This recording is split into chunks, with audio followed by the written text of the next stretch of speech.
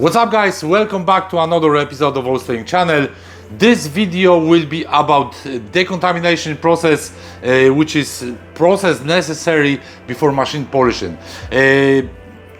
Talking simply, this is deep clean of the exterior of the car. So basically, if you're thinking about polishing your car and you want to get good results, first of all you should start from preparation. Of course the skill of polishing is important, but you can have the best skill, and if you don't prep the car properly, you might not get the results. So in this video, what I'm gonna do is I'm gonna show you the steps we do for preparation the car before polishing. I'm gonna explain you the steps, why we do them, what we achieve with those steps. Also, I'm gonna show you products, our favorite products that we use in our shop to perform this process.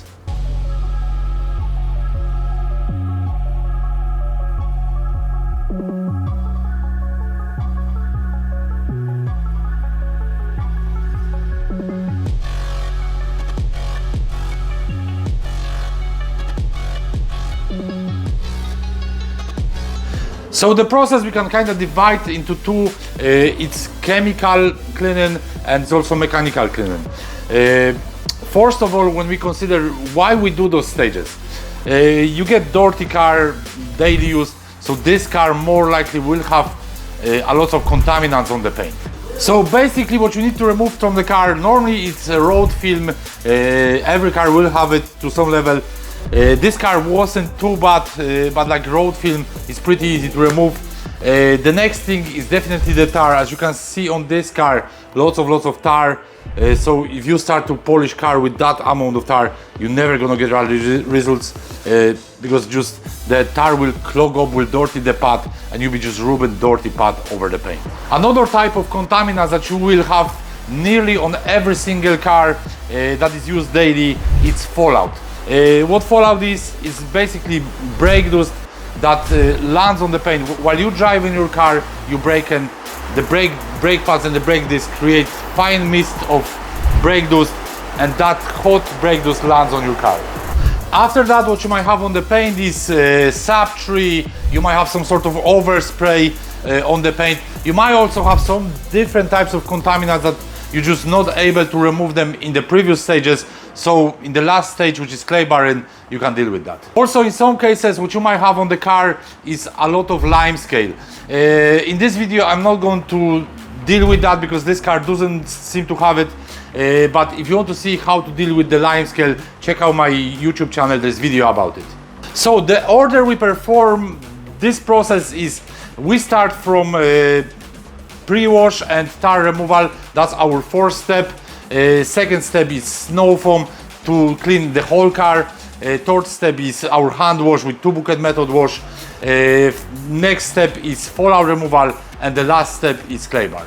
The reason why we do this process in this order is because we use a product called Vasco Prewash. This is our contactless tar remover, so it allows us to do tar removal and pre-wash in first step. However, if you use solvent tar removers, then you need to change the steps. You need to do your pre-wash, you need to do your hand wash, dry the car, then you need to do tar removal.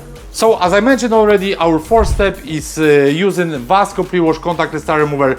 The reason why I use this product is that it's one of the safest tar removers on the market. I've tried lots of different tar removers. This one, it's safe and also takes a lot of work from the process. So how do you use this product?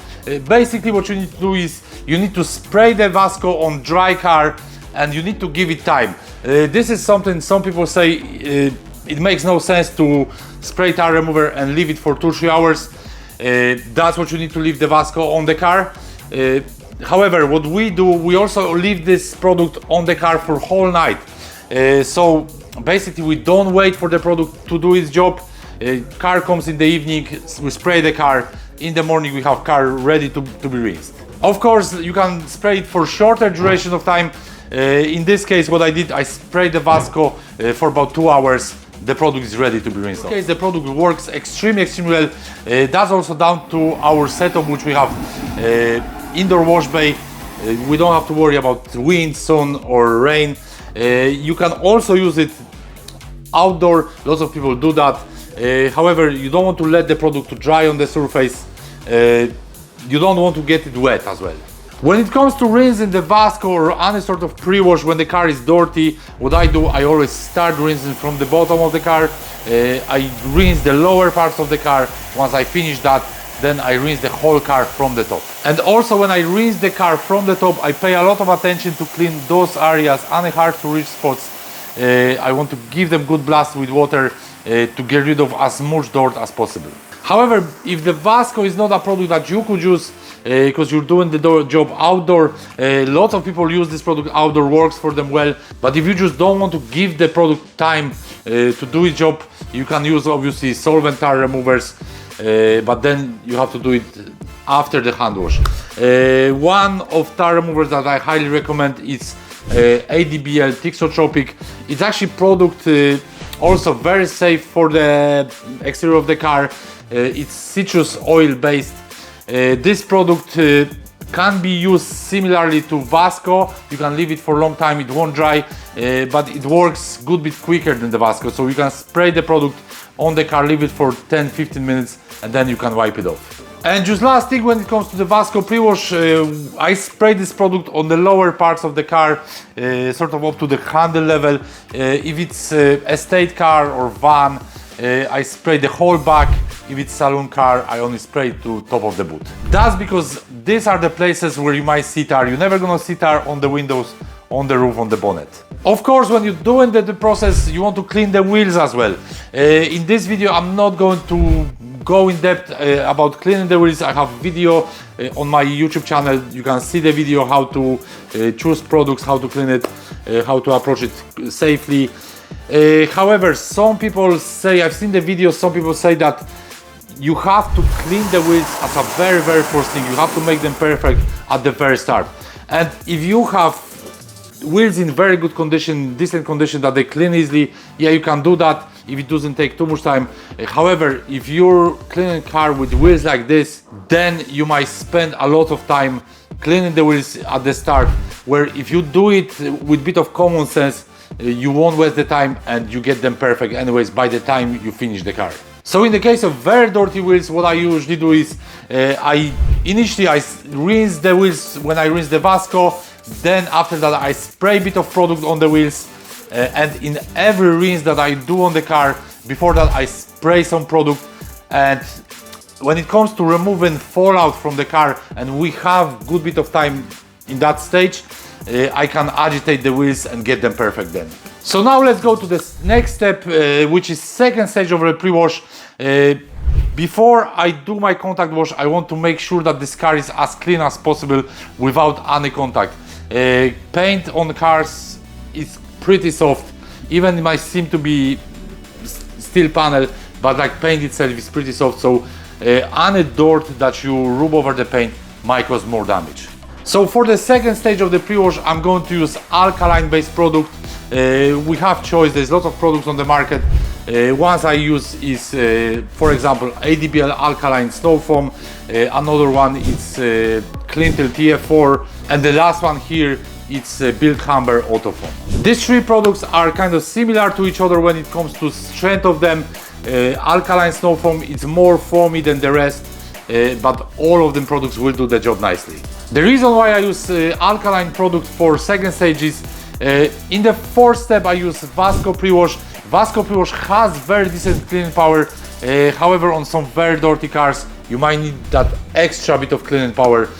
So the alkaline foam or alkaline product will do that. Also, I want some chemical to give that clean to the rest of the car that I didn't treat with the Vasco. When it comes to using cleaning products, you have to understand that most of products do require a bit of time to do the job on the surface.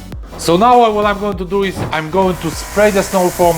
In the meantime, while I'll be waiting for the product to do its job, I'm going to agitate the hard to reach spots with detailed brush. Also, I probably will get a chance to agitate the wheels. The wheels were already rinsed off. I sprayed some wheel cleaner. Now I can do it safely.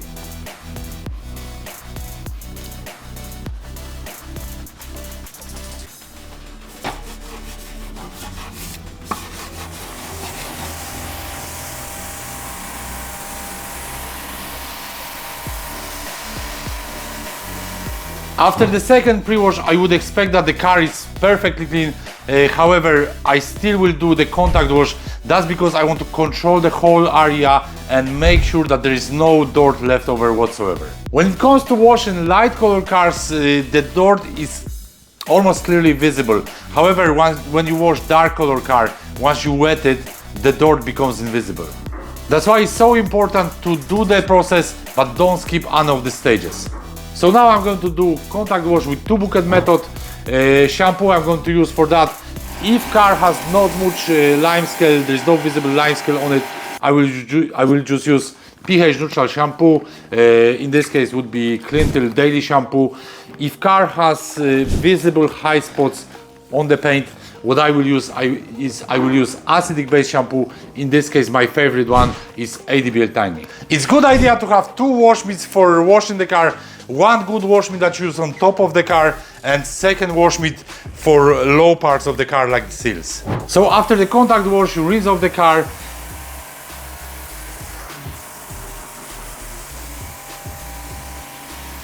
So the next step is fallout removal, and if you're dealing with daily used car, most of cars will have some level of that. In this case we have light color cars, so actually on this car we can trace some of them, as you can even see here. On dark color cars it's much harder to see with your eye that there is any sort of fallout. However, it makes no difference to the color of the car. Every car once it's drive daily will have fallout on the paint. So for this step what I'm going to use is ADBL Vampire Liquid. Very good product, works with the fallout very effectively. However, when it comes to fallout removal, basically the product doesn't dissolve the metal-based contaminants. What it does, it dislodges tiny particles, sort of separates them from the paint. So to do this step properly, you need to give this product enough time to do its job. It's not about just seeing the reaction of the product on the paint, it's about leaving it for long enough so the product has chance to sort of dislodge all the iron-based contaminants properly. So I just spray the product on the paint. Wasn't more than 1 minute and we can see heavy reaction of the product on the paint. So that means that there is a lot of those contaminants on this car. So now I'm going to leave this car for minimum 15 minutes, especially in cases like this where the reaction is heavy. That means that there is lots of fallout on this car. If you deal with car that doesn't have that kind of level of reaction, then sometimes 5, even 10 minutes is enough. What's very important in this case, when you do this job outdoor, is don't let the product to dry on the paint. So you have to keep an eye on it. Indoor, I can go have a coffee there and there'll be no issue. But like if you're doing it outdoor, keep an eye on the product that doesn't dry. If it dries, you can spray a little bit more product, or what you can do, you can get your power washer and mist up the car, just kind of damp it, so the product will be still working for you. In the case of this car, the fallout removal was big job. We left the product for about 15-20 minutes, came back, there was still heavy reaction on the paint. We could see the bleeding effect. We rinsed the car, sprayed the product again just to see whether the reaction will appear again. And in fairness, the reaction wasn't as bad as at the start, but was still quite significant. So what I did, I left the product to sit again for another 15 minutes, came back, rinsed off the car again, sprayed the product again just to see whether the reaction is gone, and after the third time I could see that the fallout removal is completed. So after the fallout, you might think that the car is actually clean, the reaction is gone. However, let's see what we can hear from the paint. I like to always rub my hand over the paint while it's clean. Even in this case the car is wet, we can still hear sort of noise on it. So as you can hear from that, like there is still some sort of roughness, so that means there is some sort of contaminants on the paint. So in this case, what we need to do, we need to clay bar the car. To clay bar the car, obviously you need the clay bar itself. For this one I'm going to use the hard clay bar because the paint is pretty rough. What also you need is clay lubricant. In this case, what I will use is Good Stuff Clay Lube. You can use shampoo mixed with water for this stage as well, as long as the product will provide good lubrication for your clay bar. When you clay bar in the car, there's no need to put any pressure on the block. Just go smoothly. let the clay bar to do its job and keep going until you feel smooth surface underneath the clay bar. So as you can see here, even though we've done all the stages of preparation, there is still lots of contaminants that clay bar shifts with no problem. So as you can see, all the stages, they lead us to perfectly clean paint. Once you follow all the steps, you will have the paint properly prepped for polishing. So that's everything in this video. I hope you enjoyed it. Thanks for watching. If you have any questions, comment below. If you like this type of content, make sure you subscribe my channel and see you on the next one.